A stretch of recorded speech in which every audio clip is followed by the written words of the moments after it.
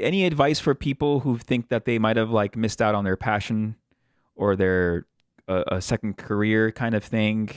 I would encourage people to do what you love to do, because if you love doing it, then you'll be inclined to be better at it. Now, obviously that's within reason. I mean, like if you love playing basketball and you want to be on the Lakers, that might be a little challenging, but within reason, obviously. Within reason, of course. Yeah. And you happen to have a unique skill set of growing up having this love for horses and this culture, and then also having the practical skill sets to pull off a TV show. And you do everything, right? The videographer, almost, yeah, everything. I do everything. I shoot, write, edit, host, promote, fundraise, look for sponsors. Yeah, I do everything, and that's okay, because there's nobody telling me what my content ought to be or saying you can't put that in your show. Because my show is not controversial. My show, the motto of my show is the Wild West is still out there, and we'll show you how to find it. You know what I want to do? I want to have a program that's kind of like what happened with Billy Crystal's movie City Slickers, which came out in the early '90s. Everybody watched City Slickers and said, "Man, I want to be a cowboy and go on a cattle drive." I want people to watch my show and be inspired to go experience the West or learn how to ride. And I know from some anecdotal stories over the years that is what's happening.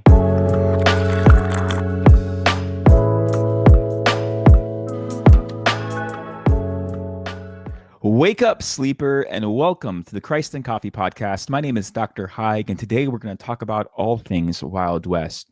On the program, we have Mark Bedor, the founder, the maker, and host of today's Wild West. It is an award-winning program that you could watch on YouTube and PBS. We have Mark share about how this passion project came into existence later in life. We learn about his testimony as well, and how God brought his previous talents and jobs together to create this program. We learn about American history, American culture, and how this culture is celebrated in today's modern world. But before we jump into today's conversation, I do want to read our verse of the week, which comes from Isaiah chapter 43, verse 1. See, I am doing a new thing. Now it springs up. Do you not perceive it? I am making a way in the wilderness and streams in the wasteland. With that said, please grab a cup of coffee and enjoy this Christ-centered conversation.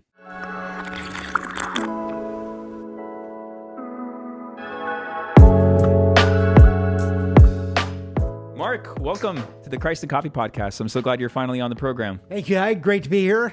Very important question. It's a very profound question, very theologically loaded question. How do you drink your coffee?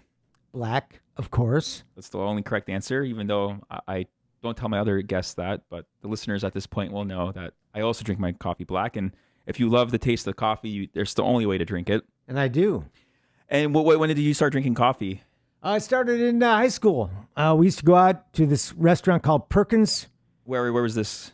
In suburban Minneapolis. Okay. Remember there was a Perkins restaurant in Hopkins, Minnesota we used to go to. I remember we saw Billy Jack one night, which got us all worked up as high school kids. And I remember us sitting at the restaurant talking about Billy Jack. And then college continued to, go out late at night and have coffee. And I was a smoker, and coffee and cigarettes went good together. Of course, cigarettes went with everything when you smoke. But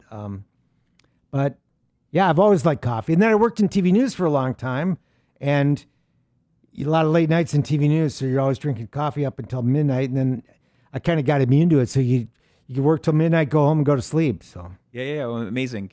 What is there like a Wild West coffee culture? Is there like an American coffee culture that's before kind of this like hipster coffee scene? Yes, coffee was always a big part of the cowboy scene, even back in the day, back in the 1800s. Chuck Wagon always would have coffee, and they had a different way of making it, because there are still people that do Chuck Wagon. What's Chuck Wagon? Chuck Wagon was on the cattle drives. Okay, they drive the cattle from like Texas up to Dodge City, Kansas, and put them on a train, ship them to the Chicago stockyards. And so they'd have sometimes like a couple thousand cattle, because after the Civil War, there were all these wild cattle in Texas, and the South was impoverished from the war. And somebody got the idea to gather up these wild cattle that became wild while the men were away fighting the Civil War, gather up these wild cows and drive them up north because the East needed beef. And that's how the cattle drives got started. So the chuck wagon, so you'd have, on the cattle drive, you'd have maybe 15 guys total driving a couple thousand cattle, and there'd be the cook driving a wagon, what they called the chuck wagon, which was like a covered wagon converted into a kitchen. And so he'd be in charge of making the food and making the coffee. And so coffee was always a big deal with the cowboys on the cattle drive. And today there are chuck wagon cook-offs, guys that'll have their own chuck wagon. And when you go to cowboy festivals, like they're having one this weekend in Santa Clarita, California, the Santa Clarita Cowboy Festival. If you go out there in years past, there's been a chuck wagon where they cook food over the fire, and cowboy coffee is a big part of that. What makes cowboy coffee special or unique? What? Well, they say a good cup of cowboy coffee is where you can put the spoon in the middle of the cup and it stands up straight. So whatever gets out melts. Or melts. That's amazing. What got you involved with this culture? What was there something that you just always wanted to do, or was it what got you into the cowboy culture? When I was a kid growing up, there were a lot of Westerns on television. Bonanza Gunsmoke, The Rifleman, and I grew up watching those things, and I wanted to be a cowboy. One of the movies, of course, there were always lots of Westerns back in the day. There's still some, but back in the day, there used to be a lot of Westerns. And when I was in third grade in 1963, there was this great movie called How the West Was Won that came out. That's really a great movie if you've never seen it. Everybody who was anybody at the time in Hollywood was in that movie. John Wayne, Jimmy Stewart, Henry Fonda, Debbie Reynolds, and more. And it's this great film. I've seen it so many times I can about memorize it. But I can remember there's a scene where in South Dakota there's a buffalo stampede. The Indians stampede the buffalo through the railroad construction crew. And they shot that in the Black Hills of South Dakota. And I knew kids that had been out on summer vacation in the Black Hills and had seen those buffalo. And I was so jealous that they got to see the buffalo because my family went back east to Baltimore to visit my grandmother, which was fine. But it was much cooler to see the buffalo. And as a matter of fact, I was in South Dakota this past September shooting a show on the South Dakota Buffalo Roundup. So I've seen those buffalo. I've made up for lost time. That's amazing. How would you characterize the Wild West? Like, what time period we're talking about? What makes the Wild West the Wild West? Well, I think the peak of the Wild West is probably from the end of the Civil War until like 1890. But Western history really goes back. I think it really begins maybe with Lewis and Clark, like around Lewis and Clark, two explorers commissioned by President Thomas Jefferson. There was the Louisiana Purchase where we bought this huge chunk of the West from the French. Of course, nobody asked the Indians about that, but the French claimed all this huge, it's kind of like the middle section of the country now. And so Thomas Jefferson commissioned these two guys, Meriwether Lewis and William Clark, which came to be known as the Lewis and Clark Expedition. So they took a bunch of guys, they recruited a bunch of young men, and I guess there was fierce competition to be part of that gig. And they left St. Louis, I think in 1804. My dates may not be exactly correct, but they were gone like 2.5 years. They went up the Missouri River, all the way to the end in Montana, and then they traded for horses for the Indians and went to the West Coast, spent the winter in what is now Oregon, I believe, and then came back. And it took them so long, everybody thought they were dead. But that whole part of the West, that's all part of West, the Wild West too, I guess you could. So really, I think if you want to stretch it out, you could say it's from Lewis and Clark to 1890. Really, a very short period of time in which the American West went from this totally wild, unsettled, pristine wilderness ruled by lots of different Indian tribes who were often at war with each other. And then by 1890, that whole way of life was completely gone, and the buffalo that they lived on were gone. And so it was really a short time frame. Wow. Because I mean, I'm from pop culture. I think my favorite movie about the Wild West is The Good, the Bad, the Ugly. Kind of like when I'm thinking this world, I'm thinking the cowboy movie scene. How is that done a disservice to this world? Does it capture it well, or is it kind of too Hollywood?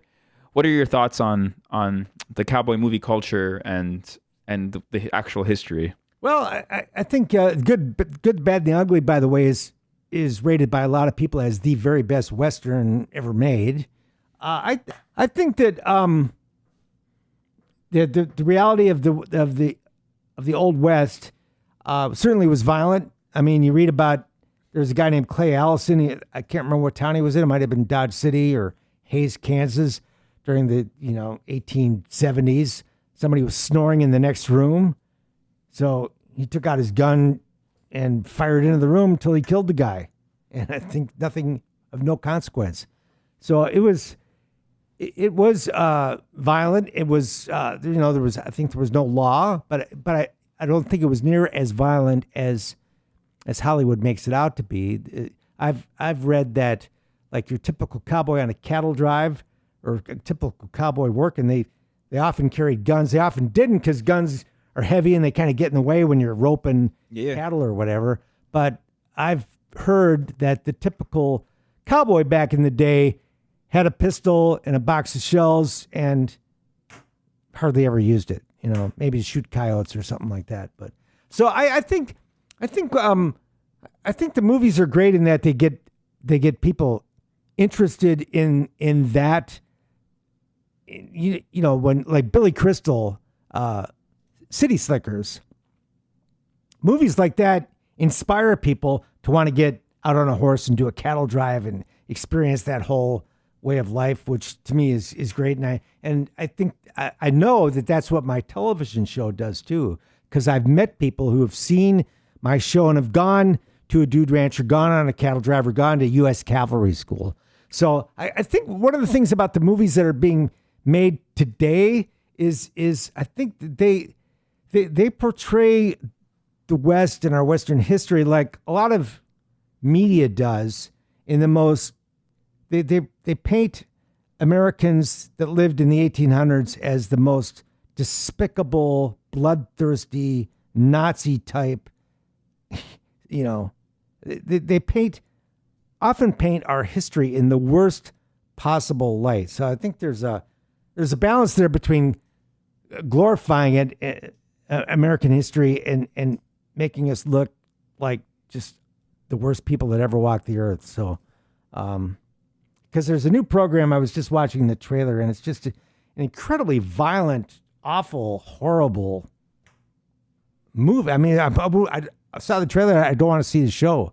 Yeah. And so, so there's like this aspect of like these superheroes, and then also like these really awful villains who are just like breaking every law. Right. And it's probably not that dramatic. Right. It's somewhere in the middle. Yeah. I mean, like How the West Was Won is criticized because there's a scene where the wagon train's been on the road all day and everybody's worn out, and then Debbie Reynolds jumps up and they do a musical number around the campfire, and everybody comes to life and they're dancing around. Yeah. Probably didn't happen either. It probably did not happen. So there's a middle ground there. But I think what Western movies can do is inspire people to want to go learn how to ride a horse, and inspire people to learn more about the real Western history. Yeah, and then just to be appreciative of the land and just being kind of outdoors, kind of the exploration, the adventure, and the kind of these characteristics are very American. Yes, and horseback riding is an adventure. There's a dude ranch I've been to a number of times called the White Stallion Ranch in Tucson, Arizona, and at the horse stable, when you're going to get on the horse, there's this big sign there that says, "Chess is a game, tennis is a sport, but horseback riding is an adventure." And then they have the definition of adventure on the sign. It says, "An activity with an uncertain outcome." So anytime you get on a horse, it could be an uncertain outcome. Now, ideally, you're riding a well-trained horse, right, which is they have at the White Stallion Ranch. That's the great thing about dude ranches, is they have safe horses for people. But anytime you swing a leg over on a horse, you're you never know. There's no guarantee. Yeah. What are some amazing stories or testimonies out of this period that you could think of? I mean, this whole part, there weren't churches. There was this, like, what was the Christian scene of the Wild West? There was a pastor friend of mine named Scott Irwin at Hollywood Press, the guy that married my wife and I. He gave me a book one time about a missionary to the Northwest Indians, and it's been quite a number of years. But what I remember about is I don't want your listeners to take me the wrong way. It's not a knock on anybody, because certainly the English back in the day were killing the French, and Irish were killing the English, and the Germans were killing the Russians. I mean, when you have two people groups next to each other, they tend to not get along. That's history in a nutshell. Like, not just this American history, but it's humanity. Right? I mean, the Israelites and the Philistines, and the current wars right now. Yeah. Yeah. There's always, so, I mean, Dances with Wolves is a great entertaining movie, but it's a fairy tale. You know, I mean, Kevin Costner would have lasted about 3 minutes with those Indians when he rode out to a Sioux Indian village in a cavalry uniform. They would have made quick work of him. This book I'm talking about, this missionary that Scott Irwin gave me, is a book about the Native American life. With this particular group that's portrayed in this book was a very brutal, violent life. And if you read about Plains Indian life, even when white people are not around, if you're a Lakota, also known as Sioux Indian, and you're a Crow Indian, who are their traditional mortal enemies, if I see you and you see me, one of us is going to die. I mean, it's kind of like gang warfare on horseback, and it made about that much sense to me reading it. It's just, there was an awful lot of killing between the tribes, and that's how young men earned honors and became chiefs, and deeds in battle. So this book was about how this missionary was witnessing this violent lifestyle that these native people were living, and brought them to Christianity. And when they were converted, they put an end to this cycle of violence. Yeah, cycle of violence. Good way to put it. Was he able to convert both sides, or how do you remember the details? Or I don't remember all the details, but I do know that that to this day that there are Christian Catholic schools, free Catholic schools. There's one in Montana called St. Labray, and there's no one would deny that Indian reservations are very troubled places. We took away their way of life, forced them onto the reservation, and they've been there ever since. And they're in areas that are often beautiful, but there's no work, there's no industry. That's why they're beautiful. And so there are missionaries to this day that work with Indian people, and the Christian faith is like to people all over the world, no matter what color your skin is a beacon of hope to people who don't have any. And I think the kind of the message of this book from back in the day was that, God has a better way. You don't have to live this violent, short life of killing each other. Yeah. I mean, you've been to Indian reservations, part of your programming. I have. And what is that kind of? It's like a whole other world within our world, right? Like, I think a lot of Americans are unaware of, like you said, the poverty, the kind of what we've done to them. But each tribe is different, correct? Or each reservation is different, or it's kind of a similar thing you've noticed? Well, I think they have a lot of things in common. Now, some are better than others. I have not been to all of them, but I've spent a significant amount of time on Indian reservations, and it's hard to generalize, because about Indians are Native Americans, or Native Americans are individual human beings, of course, right? And some are successful and motivated and are having great lives, and others are not. I think it's clear to everybody that things like, Native Americans, Indians, who actually, when you go on the reservations in Montana, they call themselves Indians. They say it's the White liberals would call them Native Americans. But so to use their term, Indian people on the reservation, they had no exposure before the coming of the white man to alcohol, smallpox, a bunch of other diseases. So they had no tolerance, generally speaking. Yeah. You can't obviously generalize to all people about a certain thing, but alcoholism and drug addiction and is a huge problem there, and poverty, and so, and I think that the government has not done much to make it better, because the solution is changing lives one life at a time. And I was going to mention this school in Montana, right outside of the Cheyenne Reservation, which is right next to the Crow Reservation in southeast Montana, a big chunk of ground. There's a beautiful Catholic school, K through 12, called St. Lebray. It's been there since 1881, and the superintendent is a Crow Indian, and there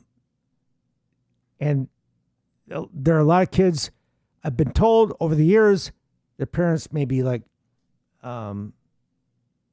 such alcoholics that they don't even get their kids off to school, but the kids get themselves off to school and somehow get on the bus to St. Lebray.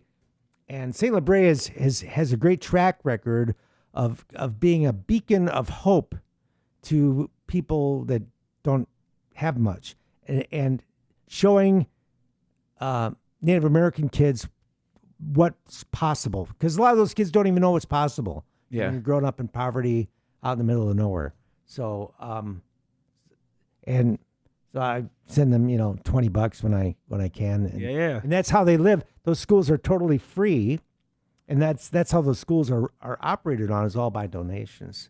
So the church is helping these kids. Now, there are critics of St. Lebray, because they say they're I don't know why there's critics of St. Lebray. It's a beautiful campus. I think they're doing great work. Yeah. So it seems like there's just the history of missionaries and expansionism. There always seems to be the promotion of Christianity, which is an ultimate good, and where we believe we could get in trouble for probably saying that. But the ultimate good of spreading the love of Christ, knowing that there's grace and forgiveness there, putting ends to cycles of violence, putting others above your own needs, and then on the negative side is you're also importing diseases, addictions, and creating systems of oppression and losing hope for people. So it's this double end thing. That's just a story of history. Right, and there's critics of the missionaries. I mean, the stereotypical one is the missionaries went out to pacify the Indians, so the army would have an easier time killing them. And there was an exhibit at the Autry recently about the California missions, and apparently painting them in a very, very negative light. And I talked to a Catholic priest who, I think I'm blanking on the guy's name, but he was an educator, expert on the missions. He went down and at my he had no idea this exhibit was even on. He went down there and thought it was totally, and he wasn't angry or upset. He just thought that's just a totally one-sided distortion of what the California missions were, and that's the American left. And the American left is alive and well in museums, and I think they run a lot of museums. I don't know exactly who runs the Autry, but anyway, so the history can get really distorted. I mean, that history is always up for interpretation, right? And that's the beautiful thing about it, and the negatives and positives. And I think it's important with so many regions that we're covering, so many mini cultures that we're describing, that it's bad to generalize. It is, and to kind of see each situation as this unique situation. And you've got to explore a lot of today's Wild West. But before we jump into kind of some of your favorite segments and whatnot, what made you decide to do this in the first place? Well, I'll answer that in 1 second. I just want to add that I I think a Native American Indian culture is really cool and beautiful and fascinating, and you're preserving that culture by that, like you're what your program does is it promotes these cultures. yes, our show is about all things Western. So I've had the great privilege of interviewing a number of American Indian, Native American artists, bead artists, expert bead artists. I've also done print stories on them, and there are great painters and bead artists, and there's a guy in South Dakota that makes amazing art out of buffalo horns, and just the whole culture. I always think it'd just be amazing to what I would love to do if I could go back in a time machine is just to experience life as a Native American back in the day, with when the country was pristine, and there's actually a really fascinating series of books by a guy named James Willard Schultz, who lived with the Blackfeet Indians in Montana in the last couple of years of the free Indian days, and went on buffalo hunts and did all this amazing stuff. And his books are a window into this world that no longer exists. That world is as far away as Mars is today, but I just think it'd be fascinating to experience that culture firsthand. So I'm very sympathetic to the plight of the American Indian, and I want to do whatever I can to help today's generation. But to answer your question, what got me interested in this, I think I mentioned, I grew up watching Westerns, grew up watching movies, worked on a cattle ranch in Montana. Clear to me that you didn't make any money, even if you own the ranch, so I was told. I became a TV news guy. I always was interested in riding horses as long as I can remember. There's a picture of me, I think, when I was in second grade on a horse with this grin that could have swallowed a banana. But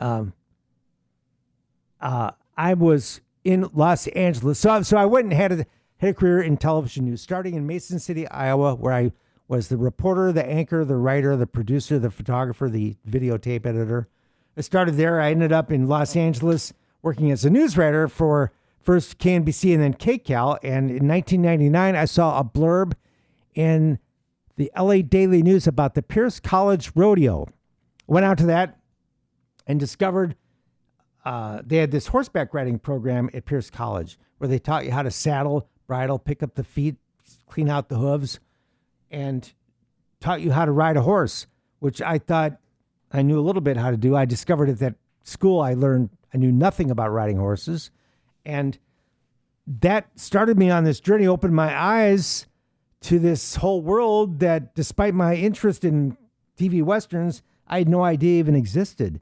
Even though I was working in TV news where I thought I was an informed person, right? Yeah. Working in journalism, I'd never heard about all this stuff that was going on about dude ranches and pack trips up the mountains with a string of mules, where you go up for a week up into the mountains with horses and camp out, and native culture going on today, and all these historic sites and all this amazing stuff. So I got the idea to combine my experience as a TV news guy with my passion for the American West.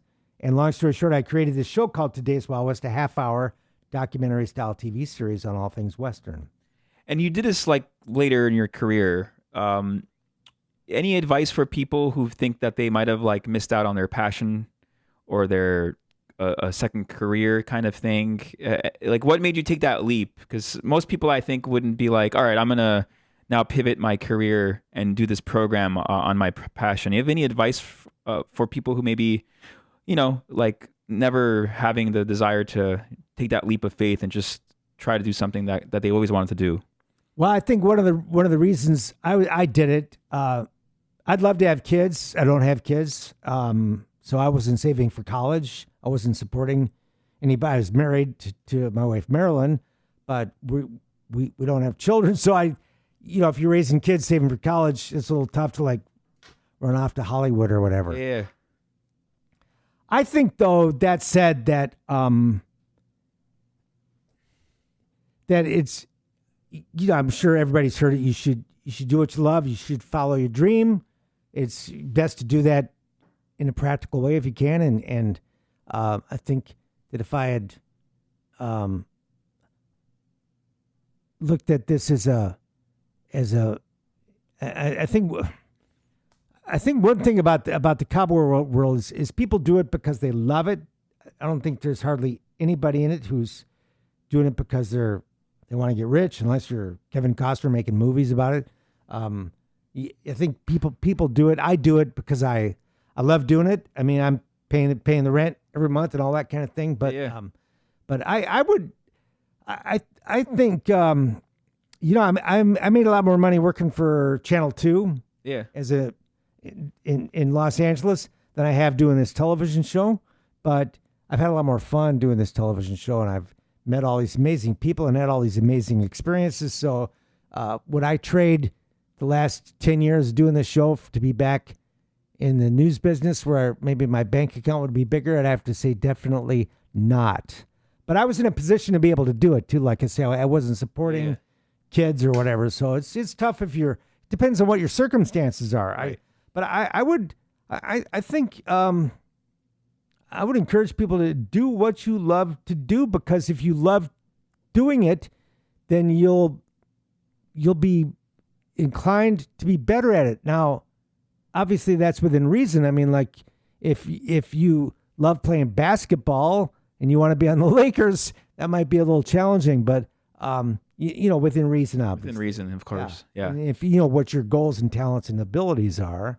And you happen to have a unique skill set of growing up having this love for horses and this culture, and then also having the practical skill sets to pull off a TV show. And you do everything, right? You pretty much are the writer, the editor, the videographer, almost. Yeah, everything. I do everything. I shoot, write, edit, host, promote, fundraise, look for sponsors. Yeah, I do everything, and that's okay because it's very time consuming, but there's nobody telling me what my content ought to be or saying you can't put that in your show. Chris, my show is not controversial.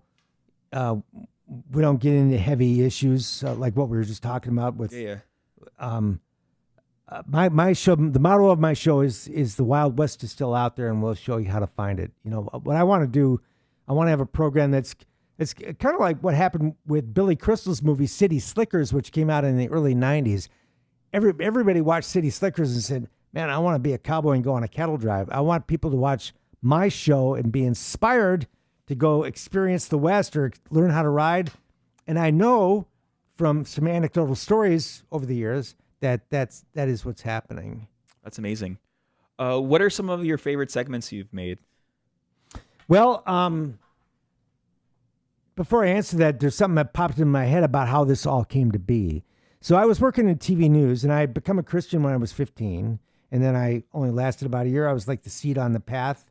And then 20 years later, I won't spare you the details, but my life is a wreck, and I'm recommitting my life to the Lord. I'm like in my 30s, and I'm talking to this pastor up in Sacramento, and I thought my life was over. It's just my life is ruined. I've ruined my life. And he said, God can take a thread here and a thread here and weave together a whole new life. And I was out of the TV news business at the time. And that's what God did with me, is took this passion I have for the West and this skill set I developed working in television news and Brought it together. Brought it together. And then when I went out to Pierce College and signed up for that horse program, then I learned how to ride. So I've have this unique skill set of knowing how to put TV news stories together. I have this passion for the West, and I have the writing ability now where I shoot a lot of stuff. So you definitely see this show as a calling that you have to do, because it's connected to your spiritual reconversion, and also that. Do you feel like this is a calling? I do feel like it's a calling. I feel like this is. I don't feel like I know this is God's show, and that I've been given to do. I really believe that. And I always say it's got to be God's show. It wasn't even my idea. Yeah. And so, yeah, I do feel it's a calling. I do feel like it's holding up, to paraphrase Paul, the good, the clean, the pure, the powerful, right? That's the line Zig Ziglar, the motivational speaker, used to use all the time. I think Paul uses different words, but I think it gives people a chance to see a world that there aren't any westerns on television hardly today, at least, and a lot of them that are you wouldn't want your kids to watch. So my show holds up this amazing part of America that a lot of people don't even know exists. Yeah, that's still active. Yeah. Yeah, and the message I ever you can learn to ride a horse. You can go on a pack trip. You can go to a dude ranch. You can do all this stuff. You can go to the Crow Fair in Montana, which is this huge, amazing powwow celebration of Native American culture in Montana in August every year. And there's all kinds of stuff we do on our show that people can go do too. There's a school in Colorado that'll teach you how to be a bull rider, how to ride bronc horses. Mm-hmm. I mean, it's fun. It's really fun. And there's nothing like being on a horse, being in this amazing country, and even here in Los Angeles, we have a park called Griffith Park, 4,500 acres. There's riding stables on the edge of the park where they'll rent you a horse, take you up in the mountains right here in Los Angeles. And I'll bet you $1 that the vast majority of people that live in this city have never heard of that. I just heard about it right now. Okay. Yeah. But my favorite episodes, boy, that's, I'm not a parent, but that'd be like picking out your favorite kid, I guess, because they're all memorable. I mean, I always think of U.S. Cavalry School in Montana. U.S. Cavalry School is a week-long immersion into the life of an 1870s cavalry soldier, and it takes place on the same ground where Custer's last stand was, also known as the Battle of the Little Bighorn. What was that battle about? Custer's last stand was this is 1876. The Lakota Indian tribe, also known as the Sioux, and their allies, the Cheyenne and the Arapaho, were like the last holdouts. This was taking place in kind of southeast Montana, northeast Wyoming. That was kind of the last area where kind of the last stand of the free Indian life, and where there was still buffalo and they were still living the old way. And long story short, there was this huge tide of humanity from Europe coming to the United States, moving out west. I mean, the Indians were fighting a losing cause. One of the ways they used to take the fight out of the Indian chiefs was to put them on a train, send them back to D.C., and they had no conception that there were that many people on the planet, and once they would do that, they did that to Red Cloud, who was a famous Lakota war chief, and once he went back to D.C. and saw what he was up against, he said, we have no chance. We need to come to some accommodation with these people. So 1876, some famous chiefs, Sitting Bull, Crazy Horse, are leading this the remnant of Sioux Cheyenne Indians living the old way, and the government, Ulysses S. Grant, put out this order: you guys need to give this up and move to the reservation. They said, make us. So they sent this huge U.S. Army group, a bunch of soldiers from the west, Bozeman, Montana, a bunch from North Dakota, where Custer was coming from, Fort Lincoln, and another group from the south to attack these Indians, conquer them, and force them onto the reservation. And Custer got out ahead of the rest. Custer was coming down from North Dakota anyway. He got out ahead of the other two groups, and he attacked, and kind of like the Germans at Stalingrad, the attacker became the victim. So Custer got cut off and surrounded, and all of his everybody with Custer was killed. So, and there's this great mystery about this great enduring mystery, because Custer has split his command into three groups. And so the group that he commanded was about 230 men, I believe. They all got surrounded and cut off. In the meantime, there was another group like 5 miles away that was also they didn't get wiped out, but they lost a lot of people. And so there's always been this mystery that Custer's last stand is there's been a bazillion books written about it because there's this element of mystery because What really happened? there Yeah. were no white survivors, and the Indians were afraid to talk about it for fear of retribution. Yeah. So that's what Custer's Last Stand is. So U.S. Cavalry School. So you're in this historic battleground. Yes. Learning how to be cavalryman. Yes, and it takes place right on the banks of the Little Bighorn River where the Indian village was that day, land that today is owned by a Crow Indian family by the name of the Real Birds. And the Real Birds put on a reenactment of the Custer Battle, which is like, the Custer Battle is a part of their reenactment. It's more like an outdoor play told from the Indians' point of view about the coming of the white man. So there are actually several battles in this big play that they do, culminating with Custer's Last Stand. And like I say, it's written by the Crow Indian family, the Real Birds. And a lot of tourists that are in the area come to watch this. And it's very enlightening to them. So Cavalry School, it's like 8, 9, 10 days where you live in big wall tents right along the banks of the Little Bighorn River, and you get up in the morning, put a real cavalry uniform on, and got your holster, and you have a real single action unloaded Colt 45 on your hip, which they teach you how to ride the same kind of saddle that the cavalry use, which is called a McClellan saddle, and you ride the battlefield, and you learn what happened where, and you understand that Custer had no idea that there were 10 times as many Indians as he had men on the other side of the hill, because you're riding in these super steep ravines. They're like grassy mountains almost. And it's just an amazing lesson in that segment of American history. You also learn about how the U.S. cavalry evolved, kind of equipment they used, how they used swords, all this stuff. So that seems like an amazing experience. Like you're reliving the history. You're understanding the little details that gets lost when you just read it in a history book. You're actually have these moments to experience history.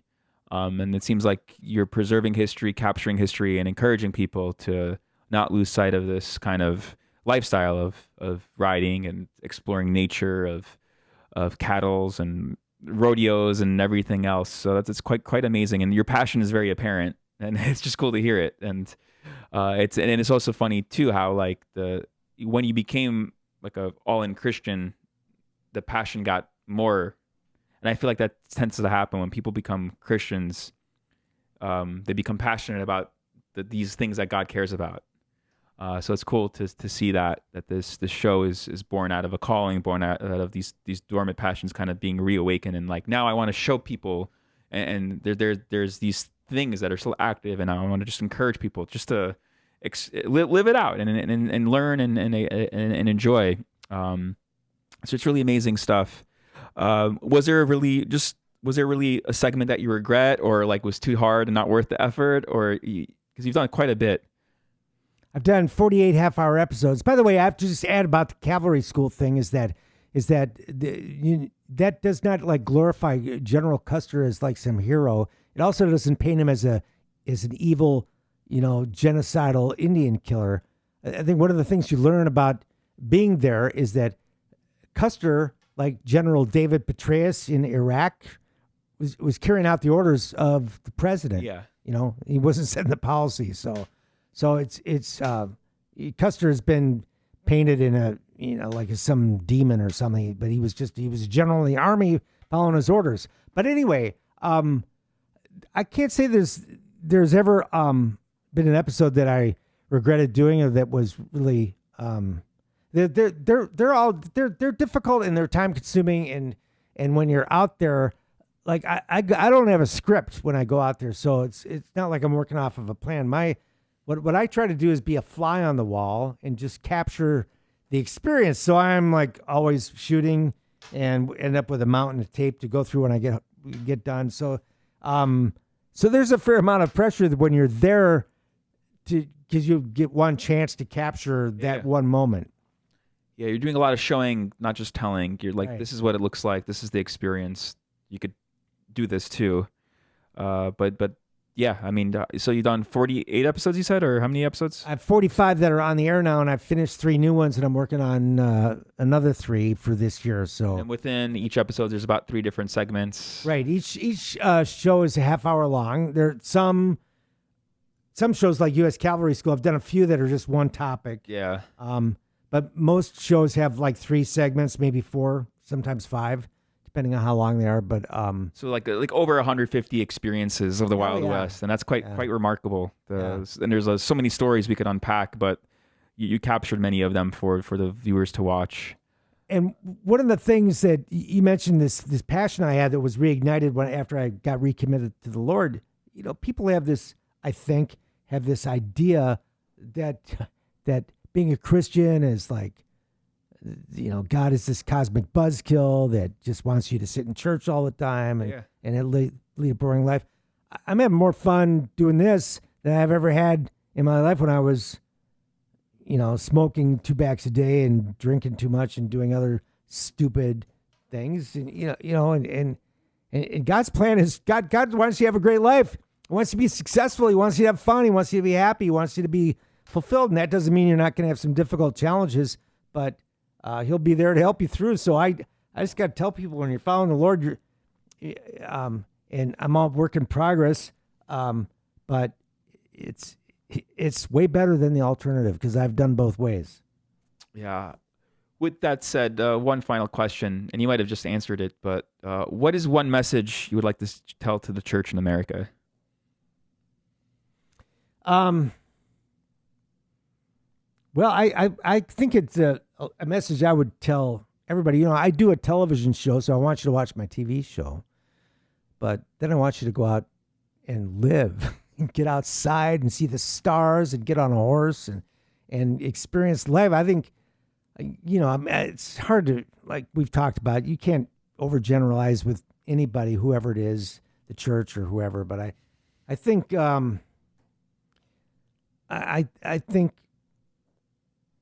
I think you need to get out and experience and enjoy God's creation, and not sit in front of television and fill your head with stuff that maybe isn't so good to fill it with. You know, even the news. You know, we need to be informed, but you can't sit there and you know, obsess about all the problems in the world. I think you know, God made us to. God gave us dreams and desires. And I read a lot of motivational stuff because I have no boss. Well, my boss actually I do is God. I mean, he inspired this program. He gave me this unique set of talents and all these amazing opportunities to go out and tell these stories. But I would follow your heart, follow your passion, and lean on God. You know, there's a lot of stuff out there. I read a lot of Rick Warren devotionals and Norman Vincent Peale and Charles Stanley, and they all talk about, and I'm sure you do too, about that God wants you to set goals. God wants you to develop your talents, skills, and abilities. God wants you to be out there in the world making a difference. And then when you're out there, you know, there's a church I've been to. I'm sure you've seen churches like this. When you're driving out of the parking lot, there's a sign there that says, "You are now entering the mission field." And I'm a better probably Western evangelist than I am a Christian evangelist, but I would, because I'm just, It's your culture, yeah. I'm excited about it, but I'm excited about, you know, sharing the Lord too when I have the opportunity. You know, most of the time when I do that, people get upset or angry or whatever, but I'm not very good at it. But God wants you to have an amazing life, and if you're a believer, if you're not a believer, I see people on the street. I say, God will help you if you ask Him. So ask Him. If you don't feel like you're living the life that God wants you to live, talk to Him. He'll help you. I mean, He's helped me in so many ways. I used to owe $50,000 on my credit cards, and He paid all those off. Every cent. I didn't go bankrupt. I paid them all off. I used to be a hopelessly addicted chain smoker. He broke that habit 30 years ago. I mean, God can do amazing things, and now we're having this amazing life doing this television show, which is difficult at times. I mean, like you think, why am I doing this? Kind of difficult, but it's also very rewarding, and I'm not giving up on it. And we're gonna keep doing it. I was working on it today, and we have a story to tell, and get out there and enjoy your life. Well said. Thank you, everyone, for tuning in to the end of this conversation. Stop listening. Go out there and enjoy God's creation and enjoy your life. God bless you. See you next week. And remember to stay caffeinated, my friends. God bless you.